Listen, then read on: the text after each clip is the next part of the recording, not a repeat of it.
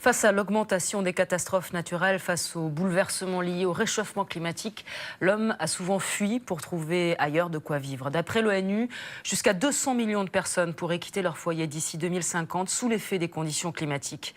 Ils deviendront ce qu'on appelle des réfugiés climatiques ou des migrants environnementaux. Et ils sont déjà nombreux dans cette situation, chassés par la sécheresse ou les inondations à répétition. Ce sont eux qui ont inspiré le nouveau spectacle du chorégraphe Rachidou Ramdan. Son titre, Sfumato. David Bornstein a pu le découvrir au Théâtre de la Ville à Paris.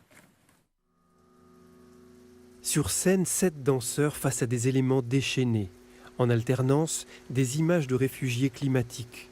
Des visages filmés quelque part en Chine et leur voix qui évoque l'errance, la souffrance après une inondation ou une terre devenue stérile. On vit sous des tentes. Il y a la sécheresse.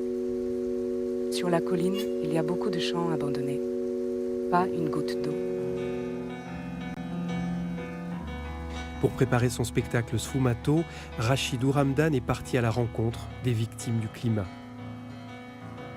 Ces personnes, quand on les approchait, pour certaines, elles ne sont même pas très conscientes du réchauffement planétaire. Elles constatent des événements, mais finalement, elles nous ont assez vite parlé de leur quotidien, de ce qui était bouleversé, de disparition, d'accepter de perdre un endroit, de perdre un espace, de perdre un être cher. Un des témoignages qu'on entend dans la pièce, cette femme qui aujourd'hui a juste peur de se retrouver nue devant le regard des autres. Rachidou Ramdan ne traite pas des scénarios catastrophes qui menaceraient notre planète dans le futur. Il s'intéresse à l'intimité de ceux qui vivent déjà ces bouleversements au présent. Pour eux, la catastrophe est déjà arrivée. Corps déplacés, sans repères, errants et meurtris.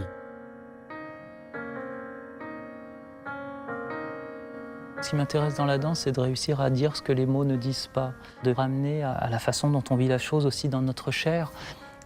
Il y avait vraiment cette idée de montrer notre fragilité en face de la nature que l'on croit souvent contrôler, que l'on croit pouvoir maîtriser, et puis finalement créer une succession de tableaux où les corps sont complètement dissous dans ces éléments qui renvoient au climat.